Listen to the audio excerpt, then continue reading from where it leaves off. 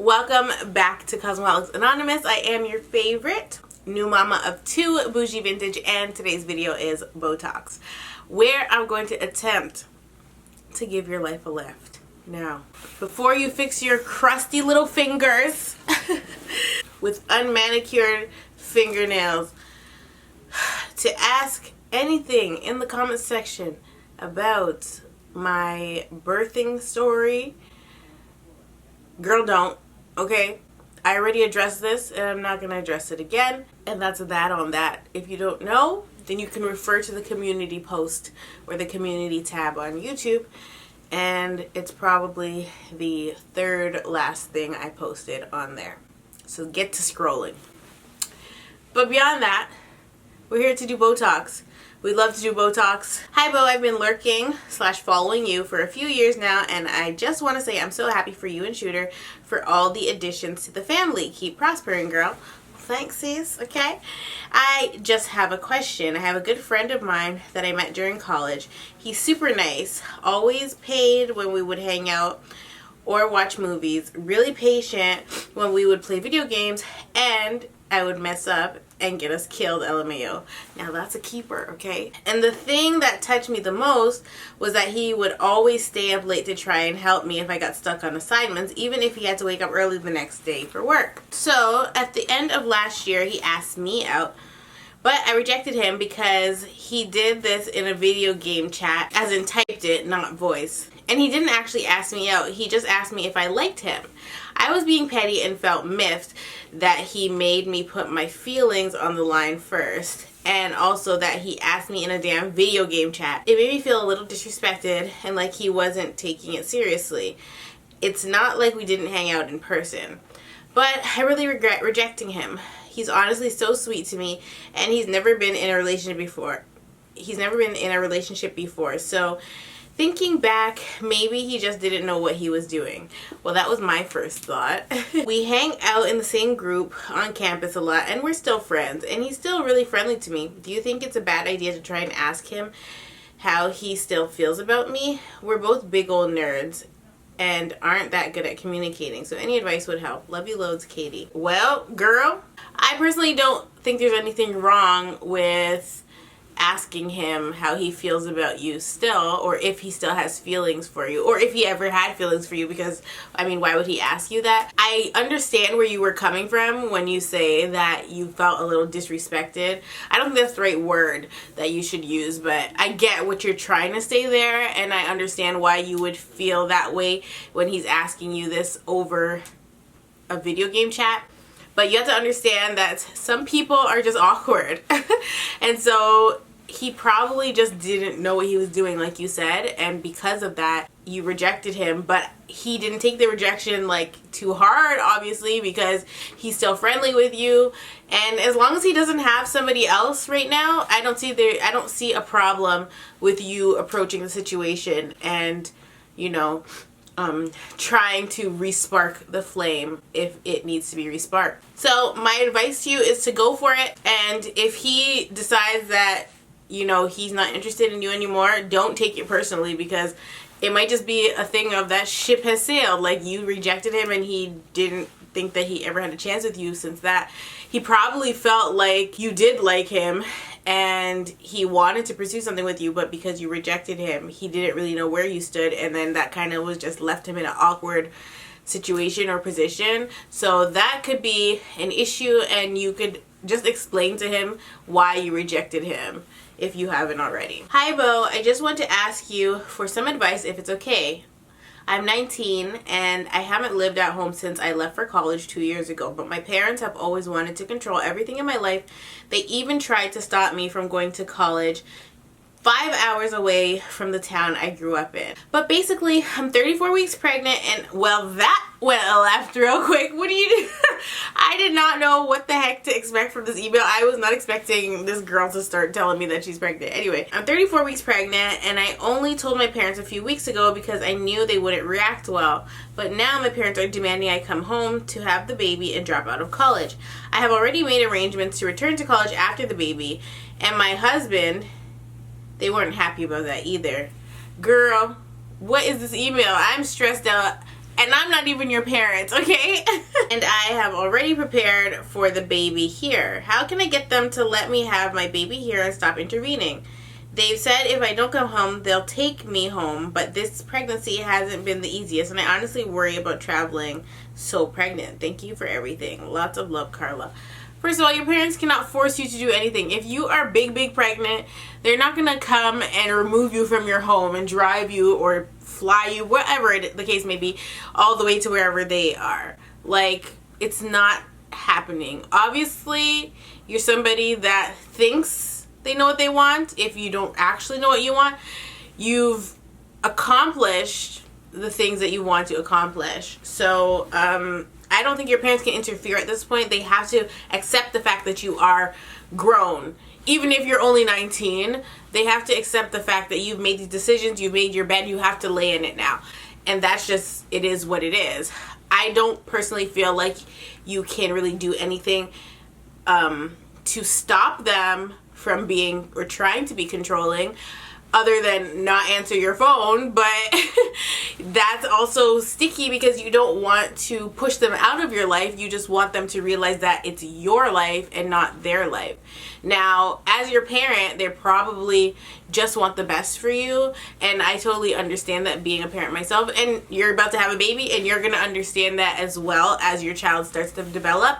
But at the end of the day, you've already done the big girl things. You got married, you're pregnant with your first child, and obviously it's not ideal to be in college or university and get married and have a baby before you even finish, but that's what you did, and so you're gonna figure it out. You know, it's not the end of the world. Your parents don't need to be overly protective of you at this point, because no matter what, you're gonna learn from this decision. Even if your parents are right,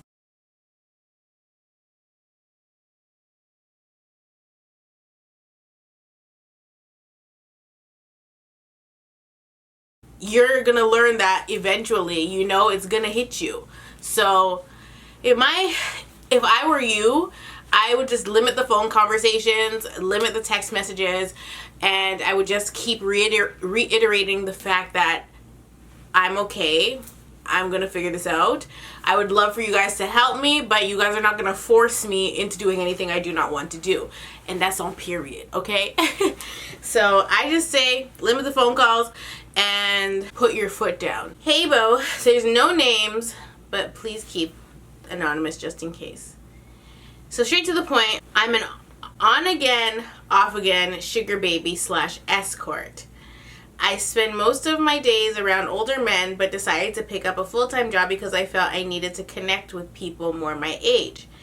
I'm 19. Due to being a semi-hot mess in my youth, I definitely have a mature aura about myself, so I've been told. Who told you that? The old men? Because that's what they be saying, okay? That's what the hell they're gonna be saying. I just can't. I've hung around / cling to older people my whole life and was raised by older parents. I've been wanting to settle down for the past few months now with somebody around my age range, 20 and up, but the line stops at 25. Anyways, I'm working my new full-time job. I'm half surrounded by younger folks and the other half are older. Side note, the older folks are majority female and the males are definitely not my taste. But throughout the recent weeks, I developed a slight crush on a coworker. And first of all, no, we already went over this. Coworkers are off limits. I'm gonna finish your email, but coworkers are not the tea, okay? They're not the coffee, they're not the cream, they're not the sugar, okay? Well, you're the sugar, so, you know, we already know they ain't the sugar, but that's neither here nor there. I know, never eat where you shit, and I don't plan on it, but the only negative is that he's 17. It rubs me the wrong way. Like, why do I feel this way? Or maybe it's not actually a crush. I'm just spazzing out. I don't know. But every time I see him, I just want to punch him in the face. Like, why aren't you older? If that makes any sense. Girl, you're 19, he's 17. This is not a thing. Like, let's not. Even when he turns 18, it's still not a thing. But I just need confirmation. Am I just reacting to the fact that it's been a minute since someone around my technical age bracket is actually interested in me? Is it for me not socializing more with people my age? Is it weird? Should I continue dismissing these feelings as I have been doing? I don't really know what to do. Well, in my personal opinion, I feel like once you found out he was 17, it would have automatically turned you off from him. But you're not a regular 19-year-old because, like you said, you've been dating people that are older and you're more attracted. Well, I don't know if you're more attracted to older people or that's just how you've just, you know, gone through life. But to me, once you found out he was 17, it should have just been like, ew, you know? He cute, but ew, you know? So yes, I think you should still dismiss these feelings. I don't really know what to do. I'm the first to admit I think it's weird, and I've had this mentality since I can remember, but of course karma's got its kiss for me, and I'm slowly becoming the person I've looked down on. Please help. Because you're so used to dating these older men, and the older men are attracted to you who's young, I feel like now you are the old man. Like now you are attracted to somebody that's younger than you for whatever reason, and I wouldn't suggest you pursue it. Because at the end of the day, if this 17-year-old boy would send you any kind of dick pic or anything like that, you gonna be in trouble, child, okay? And you don't want that smoke. So I say stay far away from him and mind your business, drink your water, eat your broccoli, girl. And keep it the fuck pushing because he's not for you. On top of that, he's your coworker. So that's a whole other story for a whole other day, but let's not, okay? Also, we have to keep in mind that men are literally mentally way younger than their physical appearance and body. So a 17-year-old boy is like 12 years old in my book, okay? Hey Bo, Shooter, and the lovely princesses. I love watching your channel. You and Shooter and your babies are so cute. May blessings come upon you guys. Love y'all. Thank you. Love you too. I would like to stay anonymous, but I'm moving this summer. It's a fresh start for me, but I don't know if I should stay in an online school or return to public school. I have been in online school for 6 years. Should I go back or just stay in online school? I have never experienced public high school, but I want to go back to public school to finish my last 2 years. If you think I should, can you give me some tips? I live in America. This is a new home, a new area, and a new school. Also, I know nobody here. Well, before I even finish your email, I think it's a great idea for you to get back into public school just because you need to be able to develop social skills. You don't want to be socially awkward. You want to meet people. You want to build or start building friendships, especially in the last 2 years of high school. I feel like by that time, your friendships from the beginning of high school have already sort of fizzled out, and you kind of connect with who you're going to be connected with for the rest of your life. Like with me, my friends that I hung out with in grade 12 are my friends to this day. You know what I mean? That's who you want to have in your circle. That's who you want to share your life experiences with. I just don't know what to do. I'm nervous and have anxiety. And also, putting yourself in uncomfortable positions is a great way to kind of deal with your anxiety, because if you never ever ever put yourself into those situations, you're going to just keep suffering with the anxiety. It's kind of like just dealing with life head on. Please help. I need to know by July 18th to notify the schools. Even if you read this after that, I'll still need help. Thank you so much if you take your valuable time to read this and give me advice, even if it's an email back. So yeah, I pretty much said everything I wanted to say already. Definitely go to public school, and just to even gain the experience, because it's a lot different than elementary school, you know. Be sure that you still are a little bit conservative and protect yourself, because at the end of the day, it is still high school. I don't know if high school is anything like it was when I was in high school, but there's drama, there's bullshit that can occur, and I feel like you should protect yourself. So be careful with who you become friends with. Be careful with what information you share about yourself with those people, because you don't want them to use anything against you. Just be careful with who you open up to and with, and really try to feel people's energy and see where they are as people. If they are genuine and if their friendships are going to be worth it. Hello, Bo. Congratulations on your second blessing. I hope you guys are adjusting to the party of 4. Well, thank you, we are. I honestly love your Botox, and since you give such good advice, I need your opinion on the crisis I'm currently going through. I just turned 20 on April 29th. Hey, twin. But anyway, yeah, so I turned 20 a few weeks ago, and lately I've been feeling like I'll never find a guy that genuinely likes me for me. My friends are all out living their best lives, having sex and enjoying their youth, and before it never bothered me, but now I feel like I'm missing out. I want to enjoy a healthy sexual relationship with a guy who loves and cares for me and not just a guy who I occasionally hook up with. I just feel like I can't find a guy who is interested in getting to know me and not overly infatuated with the fact that I'm a virgin. Well, girl, don't tell them then. You know what I mean? Don't tell them. I always hear those horror stories about people losing their virginities and shortly after regretting it, and I don't want to be that girl. Well, it's a 50-50 chance, okay? You know what? It might even be like 70-30, 60-40, I don't know. I think that's just life. If you lose your virginity to somebody that you are not married to, then the chances are that you could end up regretting it. Hell, you might even marry somebody, lose your virginity on the wedding night, and regret it.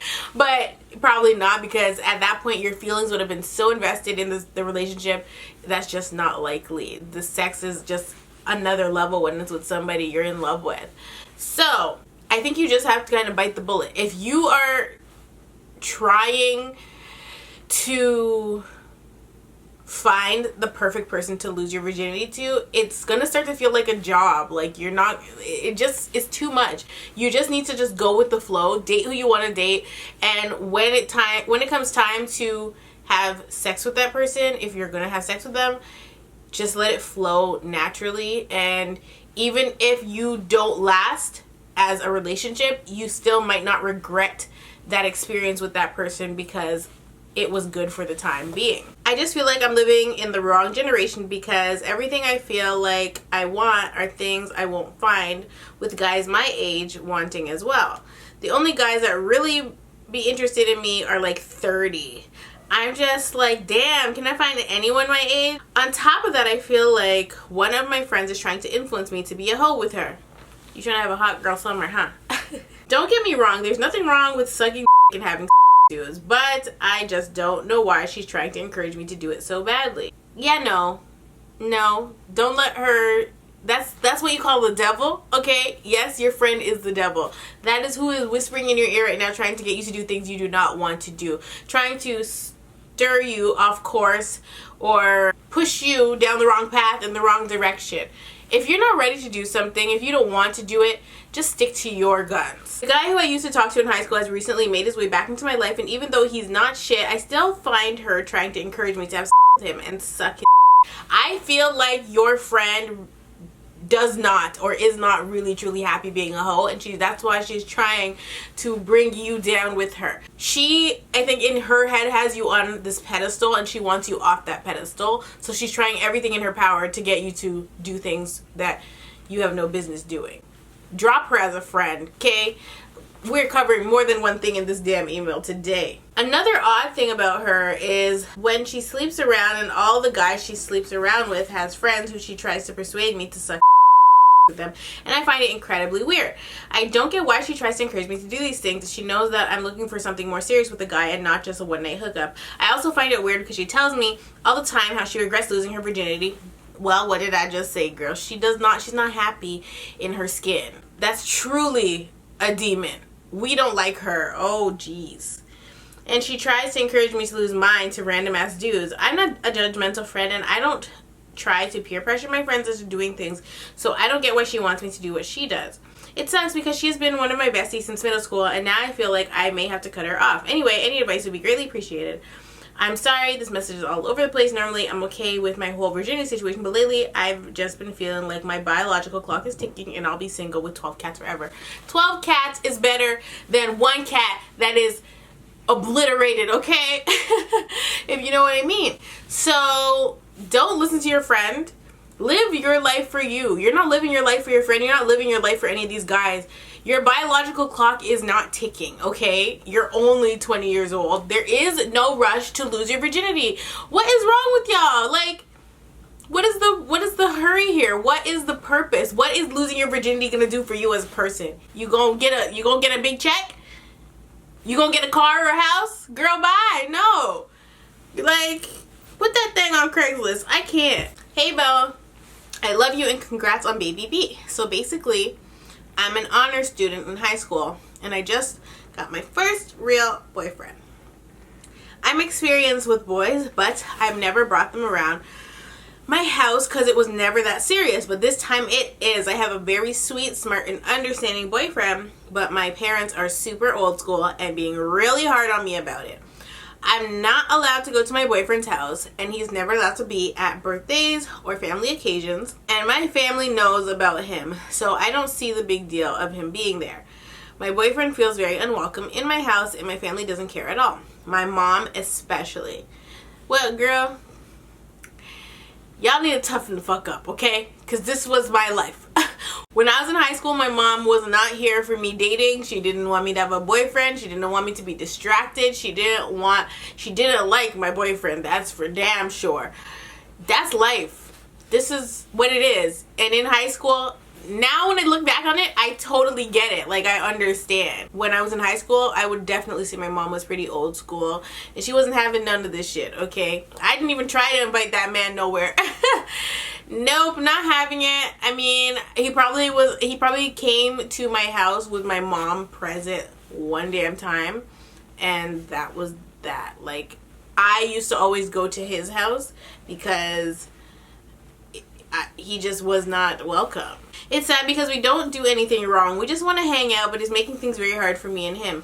Go to the movies. Go on dates. Are you not allowed to do that? Like, I just feel like maybe that is just a better option for you guys. Go have popcorn at the damn movies. Matter of fact, that's too expensive. Bring your own snacks. Not only that, it's very hard for me to talk to my mom about things because she starts yelling. I need some advice from someone who is older because I'm stuck. My question is, what the fuck do I do?